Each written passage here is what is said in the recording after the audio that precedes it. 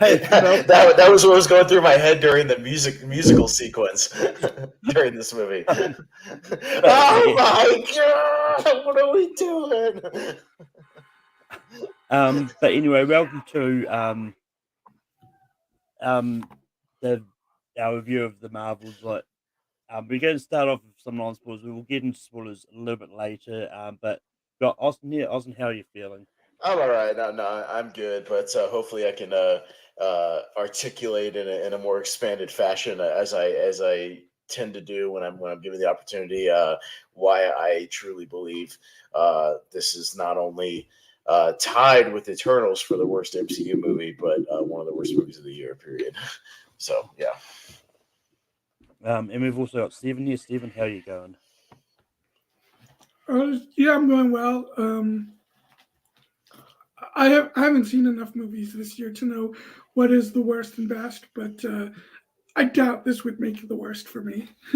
Well, it's just slightly better technically than my Big Fat Greek Wedding 3. So congratulations Uh, to the Marvels. You're at least better than that movie because that movie has the most atrocious editing I've seen in a movie in 10 years. So, yeah.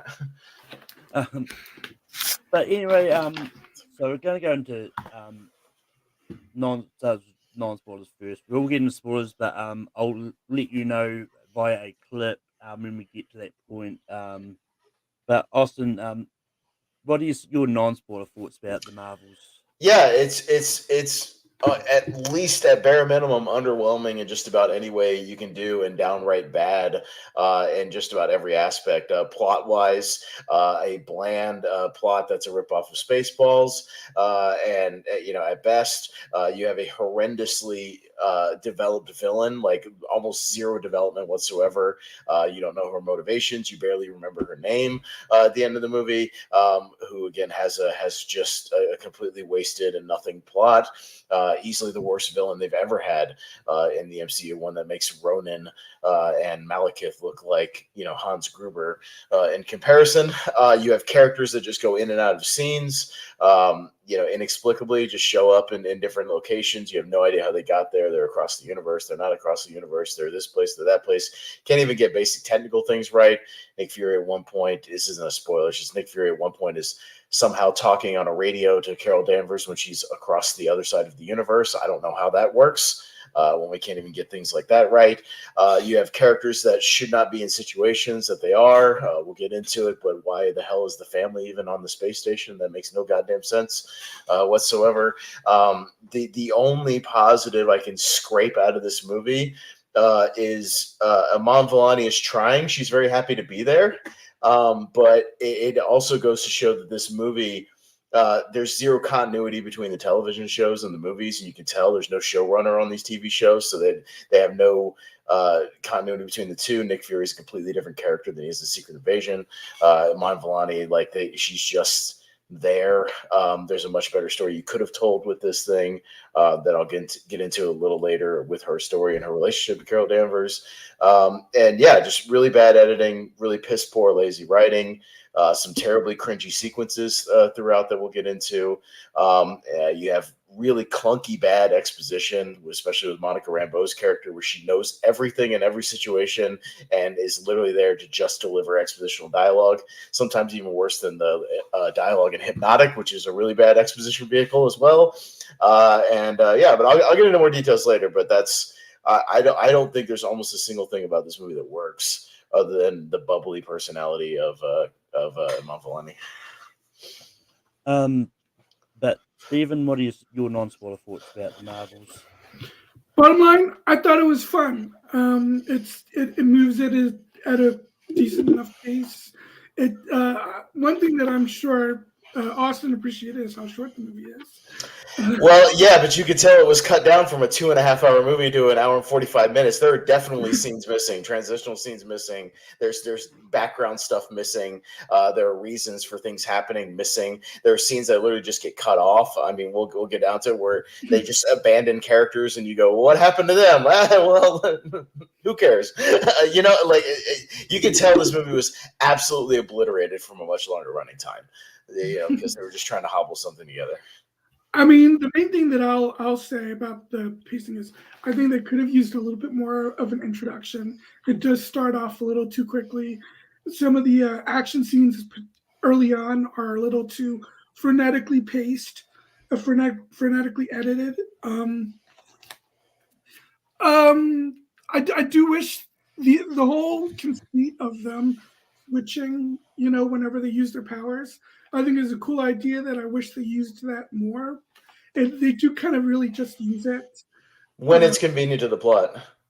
but also it's really just a plot device to get the three main characters together.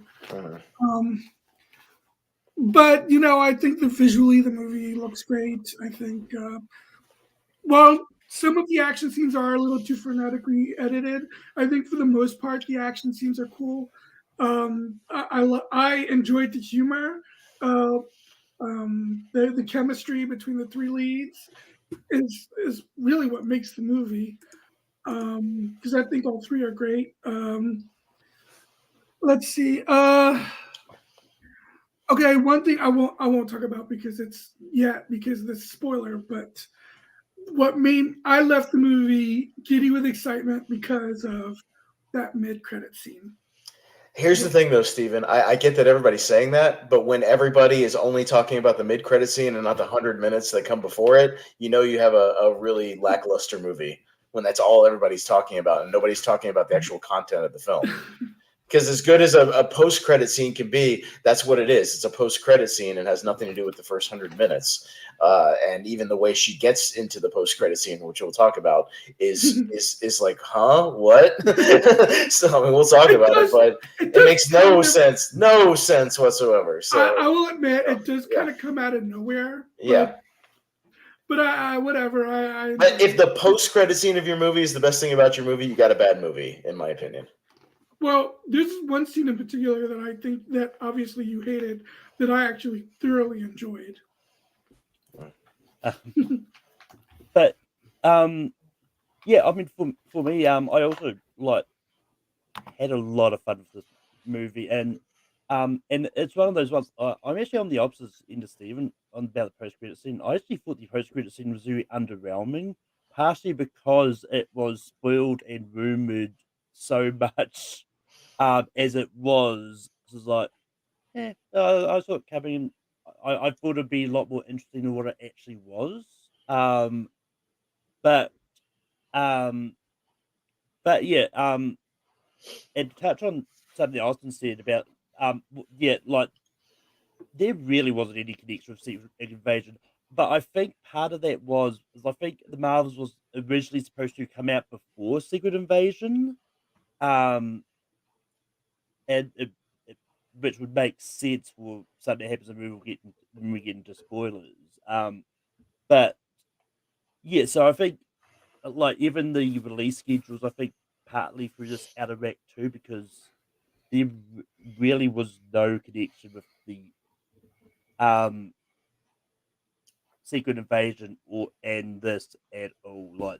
There was no references to that, so which does make me wonder if this is actually chronologically supposed to be before Secret Invasion. We still can't get a straight answer on that. That's the problem with the people who run this whole show right now, and why it's such a mishandled shit show right now is they can't even tell you where chronologically any of these shows or movies take place in regards to one another, because there's utter chaos amongst the writing staff, like I said, amongst the showrunners, and there's just zero direction. I feel like there's no direction to the MCU right now whatsoever. They have no idea where they're going. There's no overarching story, like there was in the first three phases leading up to obviously the Infinity Gauntlet, Infinity Stones, Thanos, and all that stuff. You knew exactly where it was going, and that's where it went there.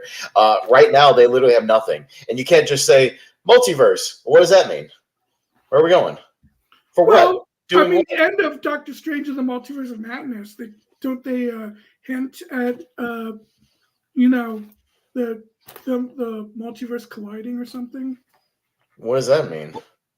Well, I mean. Yeah, no, it's one of those bizarre. It's one of the. I know that with Secret Wars coming up, there's that too. That's about the two different universes colliding and will eventually form one singular universe. But I do agree with Austin on that. There really is not a lot of thing, and it's one of those ones like because even just to do a comparison, like essentially this is the first phase of, well, arguably, actually no, I think this is the second phase of it. We're into phase 5, which phase 4 was after the Infinity Saga, and Yeah. So and when you include the TV shows, we've had like what, like a dozen properties or something come out, and we still don't know what the overarching story is. At this same point in the Infinity Saga, we knew exactly where we were going. Each movie put together kind of a puzzle piece of either one of the Infinity Stones, or had little things about Thanos, or had people working for Thanos. Always hinted that there was that threat looming out there, and we knew exactly where it was going. And again, I don't know where any of this is going, because you could watch all these movies in a row and not have any idea what the bigger arcing story is. No. Where I was going with that is in the like first phase of the Infinity Saga, I think we only really had the Tesseract that was the only Infinity Stone we knew. Like it wasn't until after the Avengers where they started sort of ramping up the hints towards Infinity War and that. Well, right. I mean, we had to get the team together first, obviously. But then once the team was together, then we expanded and started seeing where the bigger threats were going to come. Because essentially what they said was, now that you have put together these Avengers, you've sounded a beacon to the rest of the universe that you're ready for a fight, essentially. That's what it was. And they said that. I think they're setting a lot of things up. So I'm just, trying to be patient and seeing where it all goes. Well, yeah. I mean, like they are setting things up, but it's one of those ones. Like I get being patient. Like I'm doing the same thing. Like I'm just taking each step as we go. There's rumors that Deadpool 3 is going to really start ramping things up, which I hope is somewhat true. But once again, it's only a rumor. I have no idea. But I think at this point, I think the big saving grace is the fact with the writer's strike forcing the MCU to push up literally everything they had planned for next year to 2020. It's only Deadpool next year is all they got. Yeah, coming out. Yeah, so they've got time to just sit back, focus, recalibrate things because I think they've still got I think they're still waiting to see what's happening with Jonathan Majors, so we don't know if we're actually going to get the Kang Dynasty at this point, because as far as I know, the writer and the director have left, but they are doing other things in the MCU as it is. So it could just be that, but yeah. So I haven't seen Loki season 2 yet. Is Kang in that? Well, essentially, like it's the Victor Timely version we see in Quantumania, for the most part. I'm not going to get too much into Loki season 2 so I don't spoil it.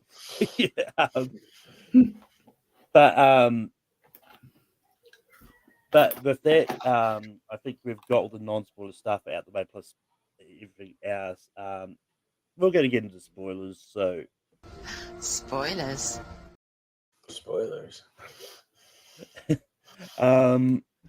But yeah, I'm actually going to start things up here. And it's one of those ones like, yeah, I do kind of agree. Like, this is one of those ones that I think there could have been more stuff added in. Like, I know Nia DaCosta had said in past that she wanted to keep it shorter, but I think with doing that, it took out a lot of the motivation for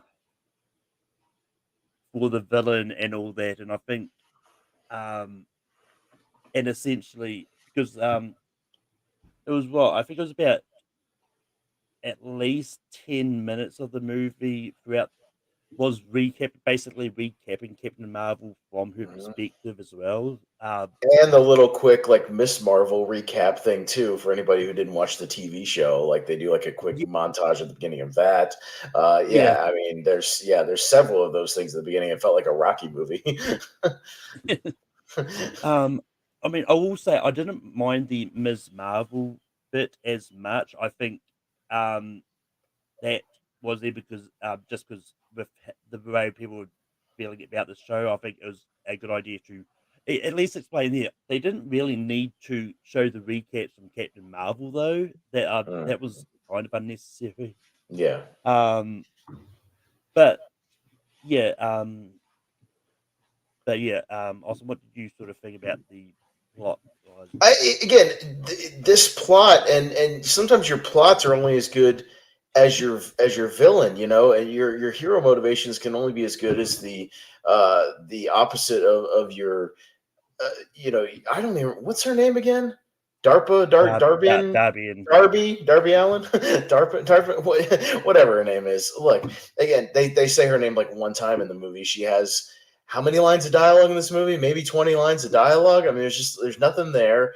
Her motivation, I guess, if you will, is shown in a flashback of something that happened off screen after Captain Marvel at some point, where Carol went back and destroyed that AI, whatever you want to call it, that thing, which somehow also caused the sun to dim and go out.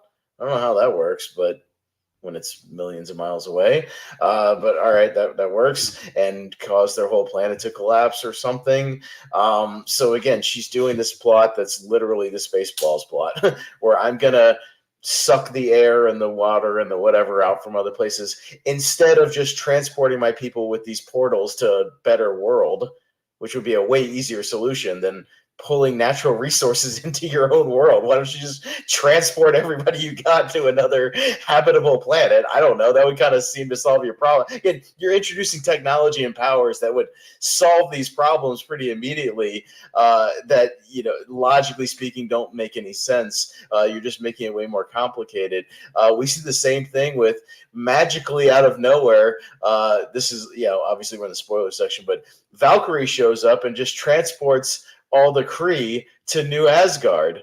Well, doesn't that negate all the Secret Invasion plot about them trying to find a new world when she could have done that at any point with the Bifrost? Like, what is that? That seems like a really convenient solution to a lot of problems as well that just introduced in this movie. Yeah, I mean, it was the scrolls that she took to New Or I can't tell the difference between Skrulls and Krees anymore. I think it's extremely confusing. They have not made it clear what is what, in especially in this movie universe at all. Yeah, no, I mean, I agree with you on that, but yeah, I mean, and that's kind of why I think that maybe Marvel is essentially set before Secret Invasion, because even taking them to New Asgard itself it means she's putting them in more danger, because at the end of Secret Invasion, the government declared war on all Skrulls. So it's like any Skrulls found is going to be treated like, let's take them to Earth. Yeah, but if you're right about this supposed to be taking place before Secret Invasion, that would take care of that problem. Yeah. Well, yeah, that's what I was meaning. But if we could just transport them anywhere we want to with a magical how the hell is Valkyrie able to summon the Bifrost anyways? Does she have Thor powers? Yeah. I mean, I kind of wish we got some more Valkyrie and Captain Marvel, honestly, because I'm just trying to think, like, I don't think they ever interacted much in Infinity War they don't. The one interaction they have is the down with the patriarchy shot, where they all stand together and go, "Hey, all the women, we're going to take you down, Thanos." That's the only interaction they've had. And then they hug like they're best friends, which we've never ever seen any interaction with them at all. Like, they've had all these adventures together that we've never been a part of at all. I mean, it's been 4 years since Endgame came out. But they say Captain Marvel's been off flying around, going from galaxy to galaxy, helping people. She ain't been hanging around Earth at all. Yeah, and I mean, it's one of those ones, like, there was this like when they were talking, there's this kind of hint at maybe some kind of relationship there, which once again has never really been set up. So, nope. Because But, they firmly established that Monica Rambeau is mad at her because she hadn't been back in 30 years or whatever since the events of Captain Marvel. So she's been flying around the universe, and yeah, she popped her head in and out for like the Endgame stuff or whatever. But that's really it. That's all we've ever seen her come back for, and to rescue Stark. That was it. And in neither one of those times she interacted with Valkyrie or went by to say hello to Monica at all. Like in any of those times.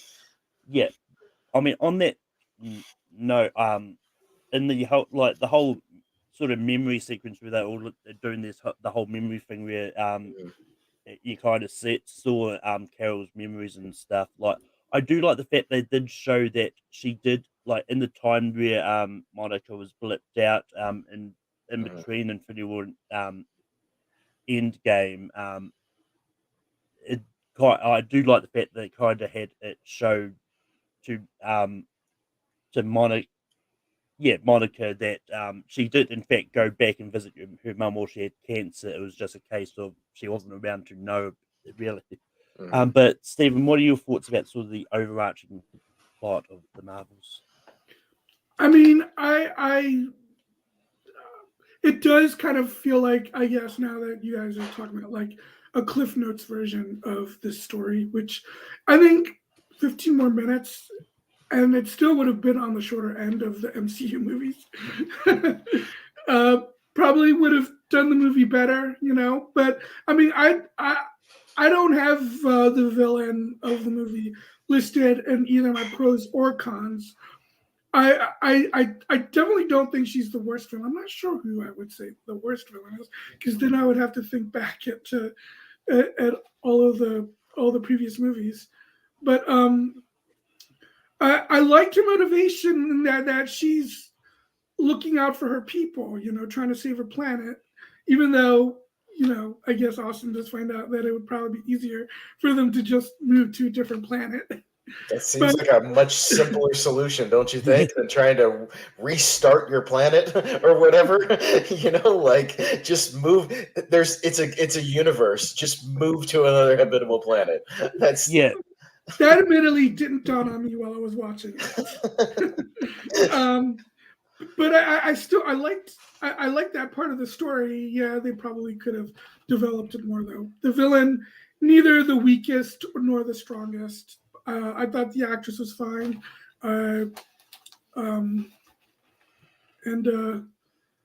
Like I said before, I think the whole thing with them switching places when they use their powers is what is the thrust of the plot, and I wish they had done a little bit more with that. Yeah. Well, here's the thing: that first sequence where they start using it and they're bouncing between like the space station and Miss Marvel's house and whatever. It's fun until you start thinking about it again. When you go, okay, why are they having so much trouble with these two henchmen, especially in Miss Marvel's house, like just two random dudes, when Captain Marvel has shown that she's like supposedly the most powerful being in the history of the universe, when she can ignite a sun later by flying into it, but we can't handle two soldiers? What? I'm sorry. And also, when did Miss Marvel become a martial arts expert? Did that happen during the show when she's flipping around all over the place and she's doing capoeira moves and she's hopping like when every other scene of the movie she's screaming and yelling "Oh my God" and is panicking in every scene, but in transition she's this that I don't know, like it's cool and like, oh, we're gonna pump a lot of music into it, so we'll get you into it, and visually it's okay, like it's a good concept, but again I think it's a concept that's not used to its fullest potential, in my opinion. Oh yeah, I mean it's one of those, and yeah, I mean I thought the actual sort of sequence was fun, like, and yeah, and I will say, I was surprised by how much Ms. Marvel's family was actually in this movie. Why are they on the space station? Why? Can anybody answer that question? Why? Make it easier for them to, check in on their daughter. I'm sorry, well- what? Isn't this a super secret space project, and yet Nick Fury just brings along this random family they don't know about with all this super No, secret tech and let them Not see random everything? family. It's, And wouldn't it be way more dangerous for them to be up in space than it would be, back in a safe house, back on Earth? Like, there's no reason for them to be up there, Steven. Even you have to admit, there's zero plot reason for them to be up there, other than for them to react to all the things up in the space station for comedic relief. That's it. That's it. There's no reason for them to be up there whatsoever. It makes no sense. Well, I will slightly disagree with that. I think it's a case of because they were attacked at their house and that. I think Nick Fury probably thought it was safer to just have them there so they could have a whole team to look after them. And this is one of those ones that as part of it, I think there was definitely something cut out here to show that. 100% there's a scene cut out where Nick Fury explains why they need to go up to the space station. Yeah. There's zero. All of a sudden, we just cut, and they're going up the space elevator or whatever it is, and into the space station, and there's zero explanation as to why. Like, there's literally no reason. I thought that elevator was both kind of cool and kind of ridiculous at the same time. Yeah, you've always seen like those videos online of like, what if we had a space elevator that we could like go up to a space station? But like in practicality, it would probably be really terribly dangerous. Yeah, but during it's one of those ones like during the fight scene, like just see them getting involved in the action, which once again, I thought like just with some of the stuff they did, like just throwing the vase on the villain's head. I think it was just a lot of entertaining. Like, I'm it's one of those ones. I'm kind of glad we got to see more of them because I really like her family in the show as it is, and it was a lot of fun. Yeah, I hadn't seen the show. I still haven't seen the show, but watching this movie definitely makes me want to go see the show. Yeah, and yeah, it's but yeah, moving on. So I think and once again, I think then they could have expanded more on the villain's motivation because it wasn't until sort of near the I think it was when they were going to this singing planet, which I can't for the life of me remember the name of it. I think it's Eldana or something like that. The Bollywood planet, the water place, the place with the water. Yeah. Yeah. It wasn't until sort of after that it was like, oh, Darbian's going to places that I visited or have a personal connection to. And that was really near the end of the movie where they made that revelation out. And I think they could have expanded more on that a lot more to make her motivations more clearer. But I know Austin's been dying, but what are your thoughts about the singing planet? Steve? Oh my god! Yeah, go ahead, Steven, because I got some shit to say. You go first. I'll say this: when it first started happening, I did kind of roll my eyes, but it has such an infectious energy that it won me over. Y'all are so easily pleased. It's so fascinating. This is a very polarizing scene in the movie because some people hate it and some people love it. And it got no reaction in my theater whatsoever. Like people were squirming and I could hear the awkward silence. Like it was so bad. Like even the kids were like, "What?" Like, because the explanation doesn't make any sense. Singing is not a language. You can't be bilingual because you can sing and not sing. That's stupid. It's dumb. And then they completely negate the whole point of the thing by going, "Oh, the guy she married can just talk. So we'll just talk the rest of the scene." So it's so stupid because you don't even fulfill the premise. If you wanted to fulfill the premise, Steven, you would have had your main characters then singing their way through the fight scenes. Do they do that? Nope, not at all. So like, they literally dropped the thing. They abandoned it immediately. Like after the scene's over. Brief for a little bit, but they bring it back for a little bit as well. And it's I think it's really fun and cool, inventive, and it's silly, yes, but it feels different. It doesn't feel like the run of mill. Like I think there's a lot of really, plus we get to see Brie Larson in a Disney princess outfit and sing briefly as well. Cool. Um, Why, I mean- why does Miss Marvel need a scarf when she's got a giant? She can make a giant fist and punch people. What is that? What is the purpose of that? When we see later, she can make a giant Green Lantern fist that can try to hook somebody back into a ship, but she needs a scarf to fight people. What are we doing? What is going on in this movie? well, so just to counter that, I think it's one of those. I think it's one of those cases in which that could have been explained more clear, but I think and I think Captain Marvel and even Monica to a point would try and be protective of Ms. Marvel just because she is a kid in that, and I think it's a case of they didn't want to put her in a position where she had to use her powers and accidentally switch with them if like when they're in trying to battle this villain. But once again, none of it wasn't made clear, and of it and once again, this is one of those ones like I thought they would. I mean, I agree to a point with Austin. I thought they could have done more with the Singing Planet if they wanted to have this short sequence of this. Because I do agree that having the main characters kind of abandon the singing part just because like the prince like, oh yeah, I can do both. Yeah.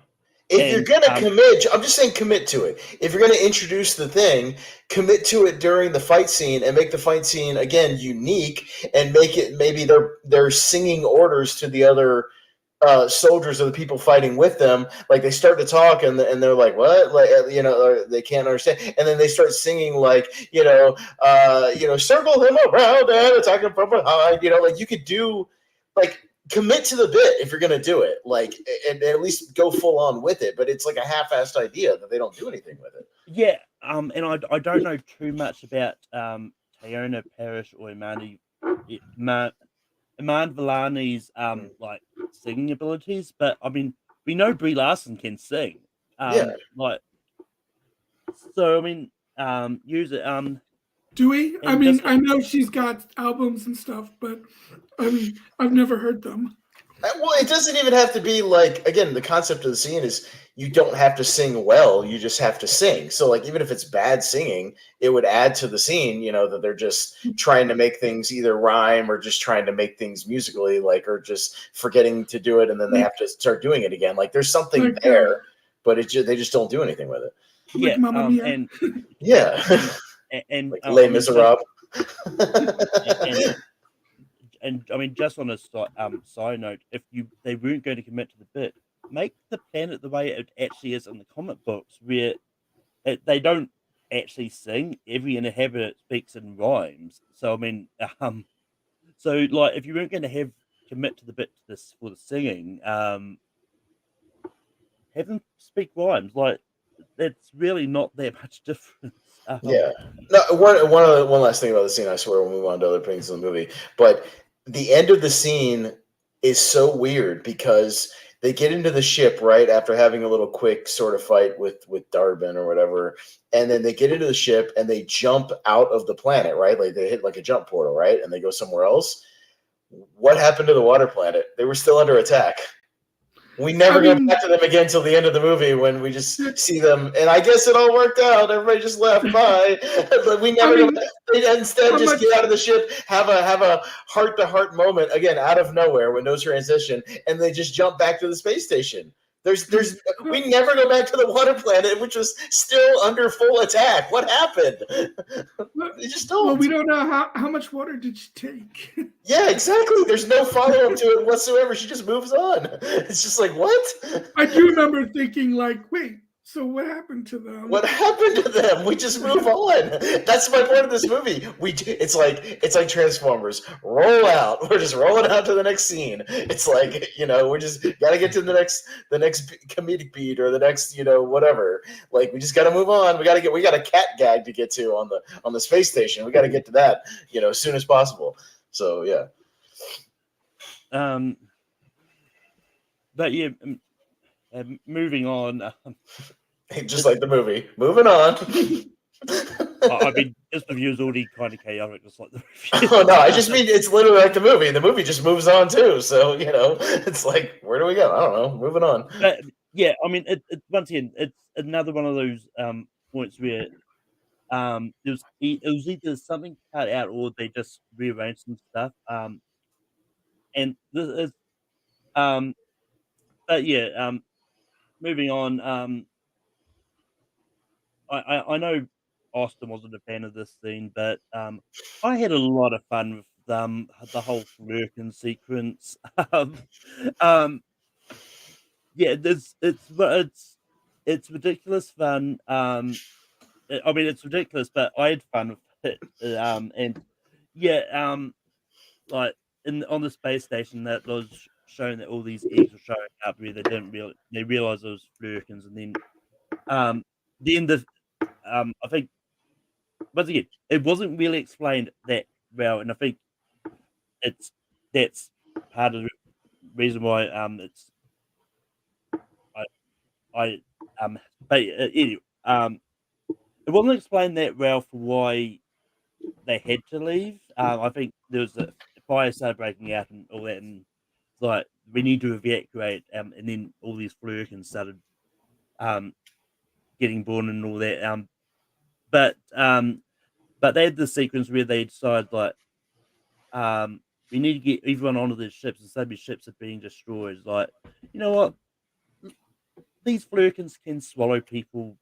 We'll use them to transport. And I just thought this whole sequence.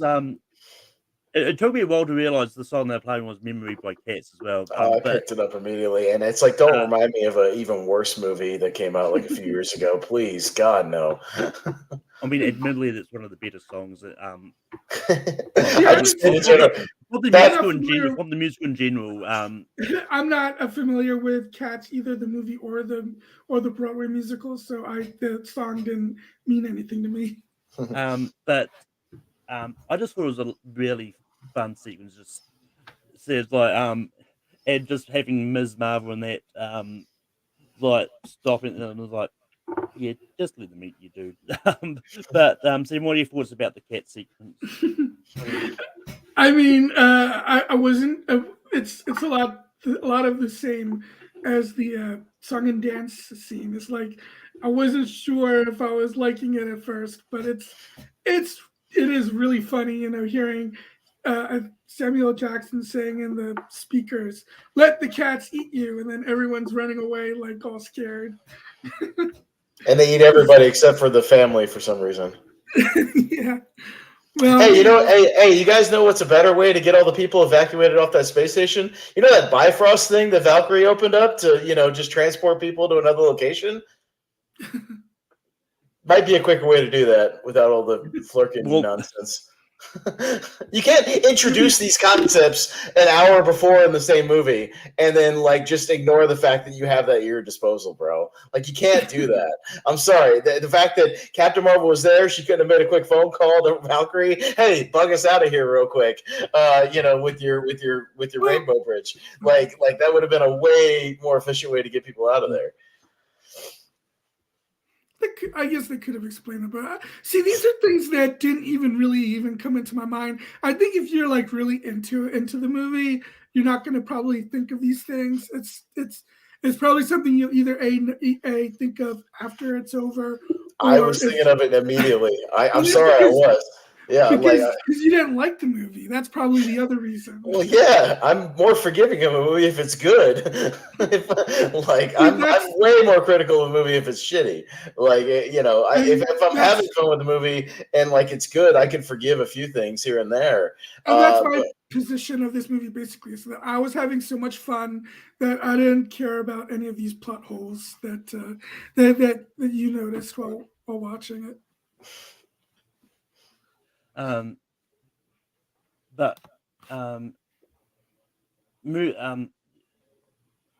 so one of the things I think they did really well, I think for the most part, I do think the chemistry between all three of the leads were great. Was actually really well done because and I know a lot of people are critical of this online, but it's like just Ms. Marvel just fawning over Captain Marvel and that. I think it was really entertaining and It's endearing. yeah, and it's one of those ones like I To saw a degree. well, it's just one of those ones like um I know a lot of people complain about online, but that's literally Miss Marvel's character. Like that's the way her character has been in the comics. Like maybe not to that extent, but um and yeah, and like the whole chemistry between like Monica and Cal. Well, I think there could have been more they could have done, especially with Monica just really quickly sort of forgiving Carol once she saw the memory of the fact that Carol did in fact see her mum in the time that she was blipped out of existence and that but I think it was a lot of fun. I think the whole training sequence where they were learning how to sort of work together in tandem while coping with the whole switching places and all that. I think it really worked as well. But Sam, what are your thoughts about the chemistry between the leads? Yeah, I mean, it's probably the best part of the movie is the team dynamic between the three of them. I'll say this.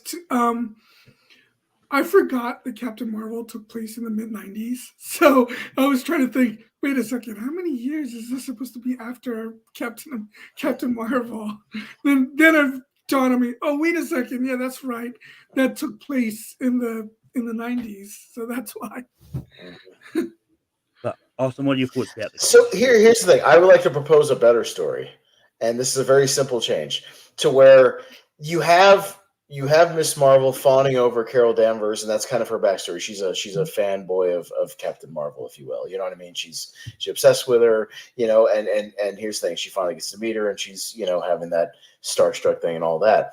Wouldn't it be a little more interesting though to have that at the start, but then go with the concept of it's disappointing to meet your heroes? Because what if she then finds out that she, through those memory things or whatever, that Miss Marvel or Captain Marvel has been going around and did something like, take out this AI system, which kind of devastated this planet. And maybe she's not the hero that she thought she was, and starts to have conflicting emotion about Carol Danvers, and then there's a little bit of a conflict there, but then they have to kind of work together and whatever. There's that little moment, it's like 10 seconds, where they're trying to save people on that planet when the air is getting sucked out, and she's just like, we can't save everybody, like just save what you can. And like, wouldn't that be interesting to explore that and go like, no, wait, like, but you're like super proud. Like, what do you mean? Like, and her to have a realization that being a hero is not all sunshine and roses, that sometimes you have to make tough decisions. Wouldn't that be a more interesting dynamic to have between them, and have that be at least a little bit of a conflict, and have them overcome that conflict and have her kind of mature in the process to where it becomes a better coming of age story, to where she comes out with a different understanding of what it means to have superpowers? Yeah, I mean, I actually do agree with that as well. I think once again, it's one of those ones like there's like wherever the disconnect was with this movie, whether it was partially because of all the pushbacks that this was delayed, switched around all over the place with the release dates. So who knows where this whole disconnect came from? Because it's it's also part of the reason for why like for a lot of that um later part of the thing there because was basically helping doing post production for a really complicated Zoom thing. It was Yeah. and it was like she had like because of all the delays and stuff, she had to start her pre-production on her next movie. So she had to do a lot of her post production sort of from London via Zoom or however they did it. I don't It's kind of like how wasn't Spielberg like trying to coordinate the editing of like Jurassic Park while he was making Schindler's List, at the Yeah, same time, like at night and all that. Like he was trying to, but he was under a time crunch to do Schindler or something. Like he had to film at a certain time, so he's like doing both at the same time, something like that. yeah. Yeah. I think that was like, I think it was the whole ridiculous. Like a lot of people go like taking near the cost for doing that. It's a lot of, it's actually not that uncommon for that to end up happening. Especially when directors have movies coming out around the same time, like that they need to. Well, no, and I'm sure she didn't have any say that they delayed the movie like 4 times. That wasn't her decision. Oh, That yeah. was people above her. No, I'm not blaming her for that. And she does have a point where it's like what was supposed to be a 2 or 2.5 year commitment or whatever, to do this movie suddenly got stretched out to 3.5 years, 4 years, whatever it was, to make this movie. And like, I get that. Like, I understand her perspective. I think some people are taking like, I'm a fair man. I think some people are taking that Yeah. out of context or whatever, to a thing where it's like, no, she had a prior obligation, like where she's got to get started on this new thing. People are ready to go, and you got to go, and it just is what it is. And I think the movie was maybe somewhat taken away from her in the final stages, maybe in some of the editing or whatnot. It could have been like that. Definitely could be the case. Yeah. Yeah. I mean, I think she has said. I think she did say that it being as short as it is. I think she did say that was part of her decision, that she did want it to be quite short. But I think it's one of those rare cases that I think they definitely need to be more. I'm just trying to think what we haven't. I'll talk about a little bit about where Rambo ends up, leading into the post-credit scene, kind of, okay, like the whole kind of climax of the movie. Yeah. So it's really silly because the villain just puts on the 2 bracelets and then just explodes. That was weird. So she just okay, I guess that's the end of her. Awesome. All right, bye. See ya. And then by doing that, she somehow opens up this random space-time continuum thing or whatever. And then here's the thing: at the end of this movie, I still don't know what Monica Rambeau's powers are, or the extent of her powers, or what she can and can't do, because her only description of it was she can see and manipulate light. So I guess that enables you to fly. Okay. That enables you to Fly in space. Fly in space, breathe in space, survive in space. That enables you to close and pull laser hand portals closed or whatever. What are her powers? What is she able to do and not do? Again, whatever's convenient to the plot is whatever she can and cannot do. If she can.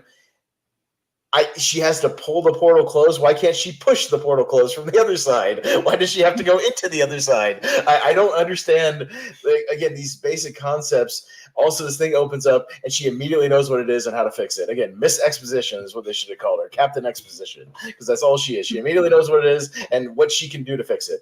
But yeah, it's really clunky and rushed. And that whole sequence, the whole thing is like 5 minutes in length because it's like she explodes, the hole opens. Oh, this is what I got to do to fix it. Bye. And she's gone into the post-credit scene. And it's just like, what? Like, what just happened? I have no idea. There's no emotion to it. There's no nothing. Like, she just leaves. She's gone. Oh, I disagree that there's no emotion. When Carol tries to fly over to take her back, and then she misses. I thought there was definitely some emotion there. Yeah. We immediately got to go back to Earth and do a Flurkin throwing up joke. So it kind of kills the drama of that sequence. But all right.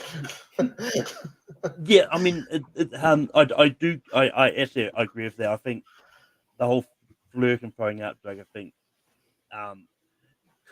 they could have done that maybe before like the climax and that. I don't know.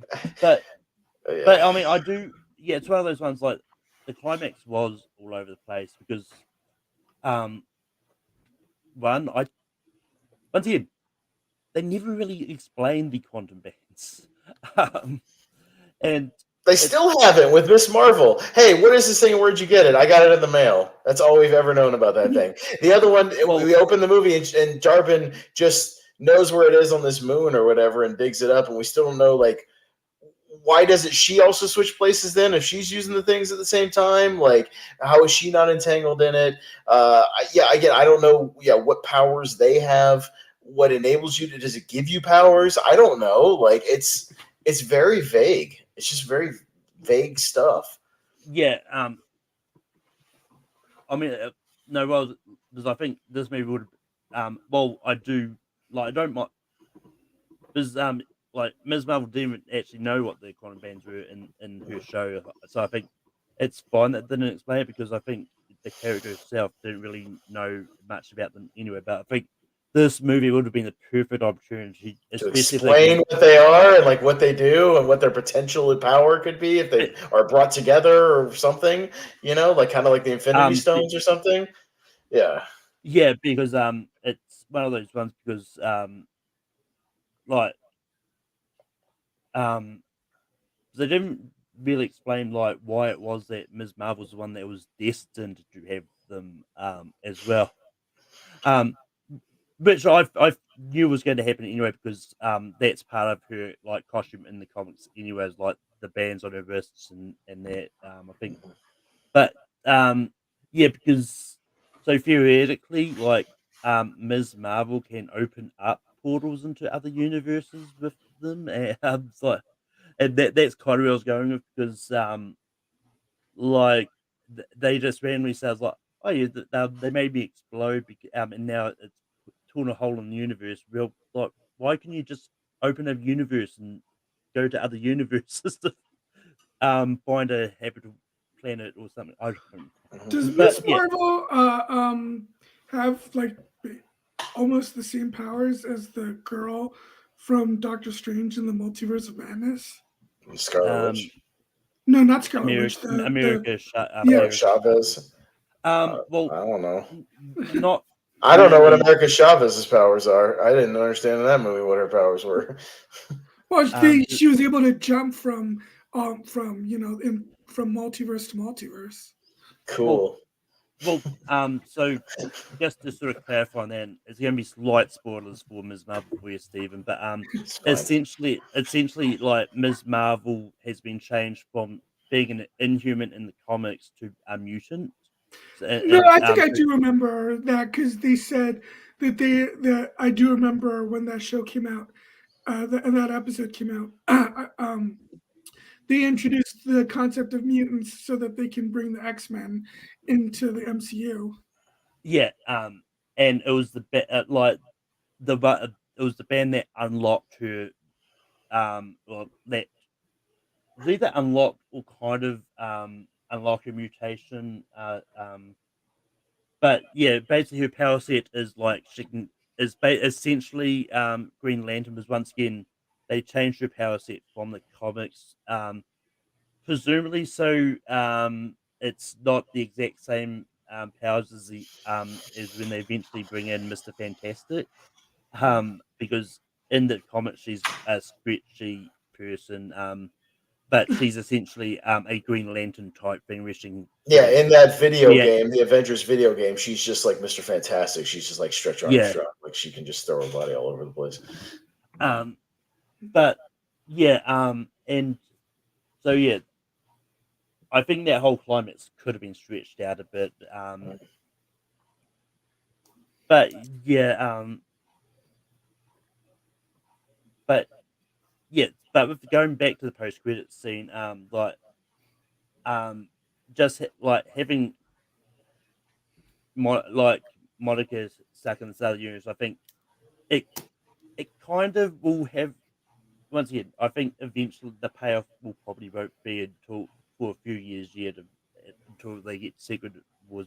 But I think essentially, it's she who once the universes sort of collide is when it's all going to thing. But yeah, there really isn't much payoff in this scene. It's like, yeah, she sees Beast. She Like, sees her mother. yeah. That was a pretty emotional scene too. Once again, not real because I didn't like, feel anything. It's well, like no, what I was about to say is I accidentally saw the final trailer, even though a lot of people were saying what, don't watch this trailer, it will reveal the post-credit scene, which it did. And like you knew she was going to see her mother in her Captain Marvel. Yeah, I didn't know any of this. I went in completely blind, so that's why it was surprising to me. Okay. I mean, yeah, as I said, that like this scene was long rumored, and even the sort of ending tag of Ms. Marvel, Talking to what's it, Hawkeye's daughter or whatever. What's her name? Yeah. Well, it's Hawkeye, yeah. But Yeah. Hawkeye's daughter? You mean Kate Bishop? Or Kate Bishop, whatever that. I don't know who the difference is. Whatever. Teenage Hawkeye, and they want to go talk to Oh, she's Scott Lang. 23. They want to talk to Baby Ant Girl. Yeah.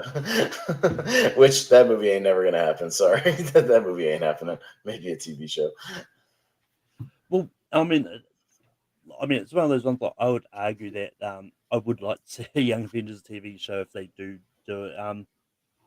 And that's where they seem to be going with that scene, right? They're setting up Young Avengers. Yeah. And I think essentially going to be set up. How they're going to be set up, it's unclear because there's not actually, as far as I know, there's not actually a Young Avengers movie set up yet. But theoretically, this is probably going to be sort of putting together what one of these side Avengers teams is going to be in Secret Wars.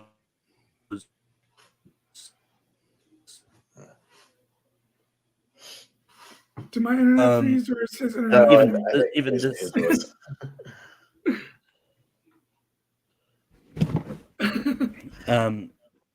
all right. But yeah, I think you're back, Malcolm. You walked out for a second. Yeah. See, my internet's bad, so I didn't know if it was me. No, it's fine. I didn't think it was Malcolm that time. It's all good. Go ahead, Malcolm. But even Kamala Khan, to indicate Bishop, was spoiled and talked about a long time ago, where people had seen test screenings and all that, and so I didn't really feel anything from this one either. I know it should have been a bigger moment to see these two interact, especially if you know the comics and know the Young Avengers and all that, but it really wasn't.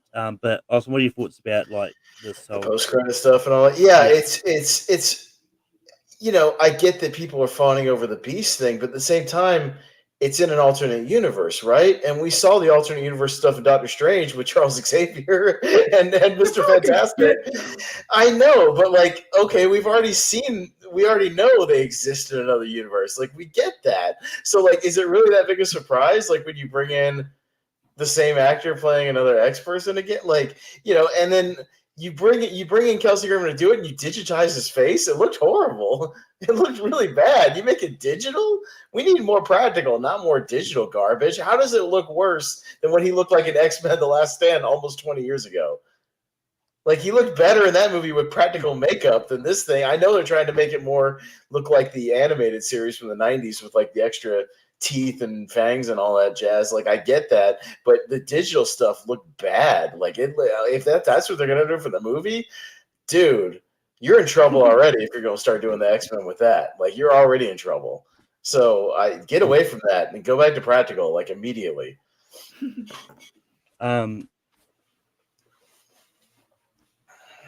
But I think we've sort of covered everything. But Austin, is there anything else you sort of want to touch on from the Marvel? No, I mean, it's just, again, I still don't feel like even after this movie that, especially in the case of Captain Marvel, I still don't understand really who this character is. Like, what motivates her to be a hero? What motivates her to jump to all these planets thinking she has to save everybody? They've never really gone into that and explained that with two movies. I don't understand, like, what makes her tick. Like, everybody else I did. I understand Tony Stark, like, what makes him tick. I understand Bruce Banner. Like, I understand Thor and his conflicts and things like that.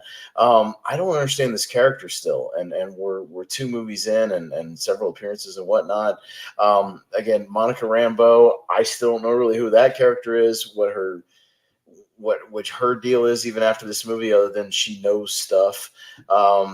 Miss Marvel's a bright spot in the movie, I'll admit, but like it's not enough to make it a good movie overall because somebody's happy to be there and has some energy. There's plenty of bad movies with characters that have energy and are fun to watch.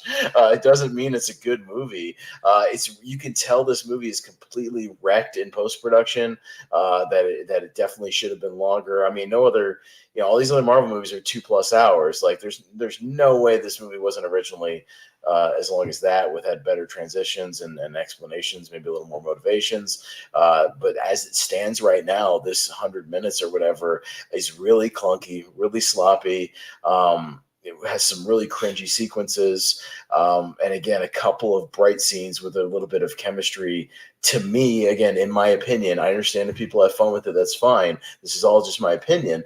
But that doesn't make a good movie overall. And people and Marvel fans should demand better than this. You were 30-something movies into this franchise. You should be demanding better than this. And especially lately. I mean, this one for me is absolutely tied with Eternals. Eternals might still be worse just because that movie's flat out boring. That movie just is snooze-inducing, insomnia-curing nonsense.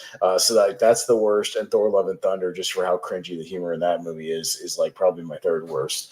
But yeah, it's to me just really poorly written, poorly executed, poorly edited.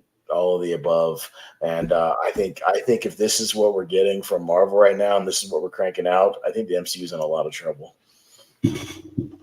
But Stephen, what are your sort of final thoughts about the Marvels?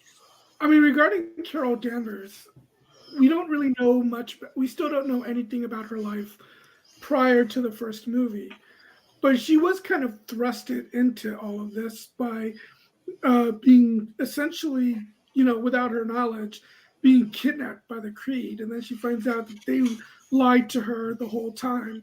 So now that she feels responsible and has been trying to help the Skrulls find, a place to live. So to me, that part of her character is, perfectly, fine in terms of motivation and stuff like that. Overall, okay, after this talk, I realized that, okay, I guess the writing in this is sloppy and rushed. But at the end of the day, I had a lot of fun. And it has scenes that I think just, even though they could have done more, still felt so different and unique and fresh that it made me had, was, a fun is the operative word. And I like all the setups for future MCU movies and shows that make me kind of actually excited about, seeing where this goes. And now that we've got, we had Patrick Stewart in Doctor Strange and the Multiverse of Madness. In this movie, we get a brief glimpse of Kelsey Grammer. And we know Hugh Jackman is coming back for Deadpool 3. So, I'm really curious to see, what they're gonna do with this cast from the original X-Men from the early 2000s. I'm dreading how they're gonna butcher the X-Men. If this is what you're gonna do to your characters you've already established, bro, they're gonna butcher the X-Men and not make anything close to the quality of Logan or Days of Future Past or First Class. I'm hedging my bets right now that they won't. I'm hedging my bets right now that it's not. I'm just saying. So if it's anything like these last couple of movies, ain't happening. Well, yeah, I mean, it's one of those ones like I don't think these appearances are going to be sort of end up being much, because I think it's a case of them connecting the X-Men characters to the MCU, and I think ultimately they will eventually bring in their own versions of these characters. There's an easy way to explain that and get into that. The blip. I mean, a little off topic, but prior to the trailer for Echo, because of the Hawkeye show, I was kind of not really that into the idea of bringing Daredevil and Kingpin into this world. But now that we've seen that the Echo series is going to be brutal and violent, and it looks fantastic from the trailer. I'm I'm looking forward to that stuff. So hopefully, they bring some of that with the X-Men as well. Well, I mean, I think ultimately it's going to come down to whether they take this time, because theoretically, I think from what I've heard is people have been saying don't have much left to film on Deadpool 3, which is why they're leaving it in like in 2024. But I hope they take this time with all the other movies to sort of figure out what they want to keep and what they want to do with the future. Because but yeah, they I think they need to take this time wisely and that, but yeah, I mean, it's one of those ones like when it comes to movies and the ratings, like I rate movies based on how much I had fun with the movie. And look, all the plot reasons and that, like, while if the all that and the writing that were better, this probably would have been a perfect movie for me. But despite that, I had a lot of fun with this movie. Like, and while I did focus a lot more on my negatives in this, I thought I still had fun with the scenes, and it's just one of those ones like, and I was hoping to go and rewatch this before this, so it was more fresh in my head, but I just didn't get a chance to. But at the moment, like for me, it's still 8 out of 10 for me. And it may change when I eventually rewatch it. I don't know. I don't see it going up, but it may slip down a little bit for me. But at the moment, it stands. It's 8 out of 10. But Austin, what would you rate the movie? In my personal notes, because I've been logging everything I've been watching this year out of 10 as well. It's a 2 out of 10. It's my third worst of the year. Like I said, the only two movies that congratulations, Marvel's, you're better than My Big Fat Greek Wedding 3 and Love Again, because those are technically worse movies. Because My Big Fat Greek Wedding 3 is an even worse, technically speaking, movie, like put together, like horrendous writing and editing, like the worst editing I swear I've seen in 10 years. The worst editing. Is that the Celine Dion movie? What? Is that the Celine Dion movie? No, Love Again is the one, the rom-com with Celine Dion. Yes. Yeah. Yeah, that movie's horrendous and like has every bad rom-com trope you've ever seen in a movie and brings nothing to the table. It's horrible. And yeah, and like I said, My Big Fat Greek Wedding 3 is barely a movie. And this is coming by from somebody that Malcolm knows. That original one's in my top 64. So that hurts me. It hurts me bad, which is why that's the worst of the year so far. So yeah, again, the only reason it's a 2 and not like a 1 is because I think some of the Miss Marvel stuff is enjoyable. The first fight scene in context or like in a vacuum is fun enough, but kind of falls apart when you start thinking about it. And then the training montage was okay. But yeah, like that's all I got for pros. Like this is a bad movie. Especially when you take more than 8 seconds to start thinking about anything that happened in the movie, just me personally. So, and I think just this whole, like, I don't know, I see a lot online about like, oh, you just got to turn your brain off and just enjoy it. Like you don't have to turn your brain off to enjoy Iron Man. You don't have to turn your brain off to enjoy Infinity War. You don't have to turn your brain off to enjoy Civil War. You don't have to turn your brain off to enjoy Guardians of the Galaxy. Those movies all present great themes, great character beats, great, interesting moral conflicts and all that you can stimulate your brain and you can still have fun with it. So I think that's a bit of a cop out for movies like this, or at least what people are saying about it. You can have fun with movies that are silly and over the top. John Wick Chapter 4 is still one of my favorite movies of the year. That movie's incredibly fun and silly and over the top and kind of ridiculous in scenes. But it knows exactly what it is and does it to a great degree. And I think this movie is kind of the epitome of everything that is sort of wrong with the MCU right now, and how disjointed it is, and how there's just a lack of direction. And I think this movie is a prime example of that. And Stephen, what would you sort of rate the movie? Yeah, this could have been like an 8 for me, or 8.5, but maybe the writing's not top notch. So I think it's a solid 7, just because it's a lot of fun. So quick behind the scenes. Jordan Anderson was supposed to be here tonight, and he was having some difficulties. He initially gave it like a 7 out of 10, and we started talking back and forth, and but we started talking back and forth and texting and whatnot, and I was just telling him the things I personally didn't like about the movie, and then he texted me the day later and goes, "Yeah, man, I guess it really wasn't as good as I thought it was, man. That's some really bad stuff that I didn't really think about at the time." See, he's like, "I don't know." that doesn't change the fact that it's but at the same time, and the energy and the one scene that we disagree on, obviously, is the song and dance scene, and scenes like that bring, I think, a freshness to the movie that makes it feel slightly different. I mean, the overall plot is still, having to save the universe or whatever. Right, but when a movie gets worse and worse as the more you think about it, and just think, and the more you sit with it, sometimes your opinion can change on a movie the more you sit with it, if you see it again, and whatnot, and things just don't work a second time around. That's why I usually try to see my favorite movies of the year at least twice in a year, to make sure it holds up on a rewatch, to make sure I still have the same amount of fun, and that I still, still hits all the same notes and buttons and everything. And that is a factor, I think, if you see a movie again and you start to see these things that don't work, they just don't work. Again, that's just my opinion. I mean, again, I'm not saying nobody, you can't have fun. If you have fun with the movie, I'm happy for you. I really am. But, I didn't, and hopefully I've kind of articulated why.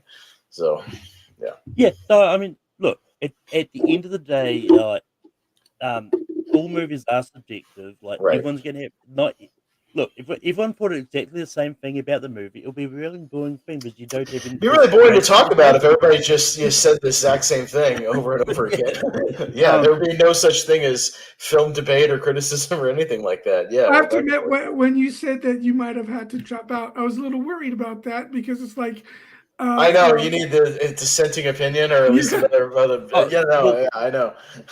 Yeah, no, it was one of those ones that Pat maybe decided to bring it back a little bit. Because Austin was the one person I've not actually talked to about the Marvels. I was actually more interested to find out his opinion. Right.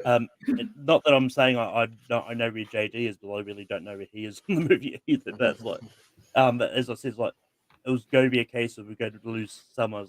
I think Austin's the one. I knew Austin really didn't like the movie. I was actually curious to find out why. So it's but yeah, it's look, at the end of the day, all movies are subjective, and just don't be a dick and take people for the opinions, because that's why I always say, if you had fun with it, I'm happy for you. And I'm happy you were able to get enjoyment. Genuinely, I'm not knocking that. I find it interesting, to hear. I'm the same way as Malcolm. I just want to hear what expand on it, no, don't just be like, it was fun, and anybody who didn't think it was fun is stupid, or the opposite of that. I thought it was bad, and anybody thinks it's bad is stupid. That's really shallow and really dumb. That's horrible criticism. That makes I just want to hear reasoning, tell me what you liked, what you didn't like, what didn't work, what did work, what that's what I like to hear about things, from people's perspective. Yeah, because I've seen online a lot of people just if they see a bad reviews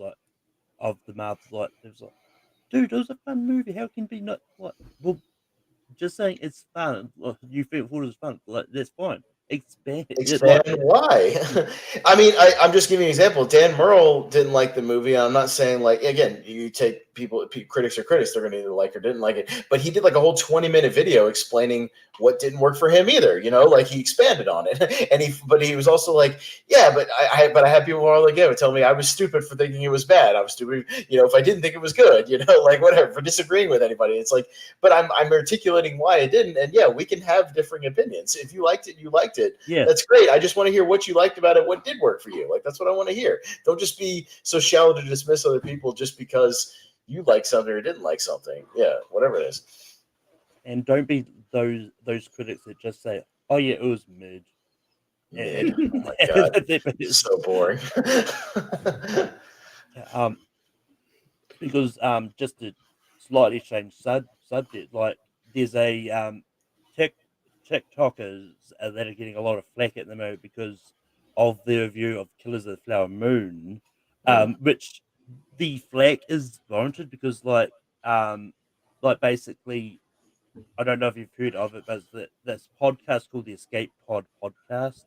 But basically, there's a clip going around where we're talking about Killers of the Flower Moon. It's like, it's 3.5 hours. That's the review. It's like, that's not a review. That's a statement of fact.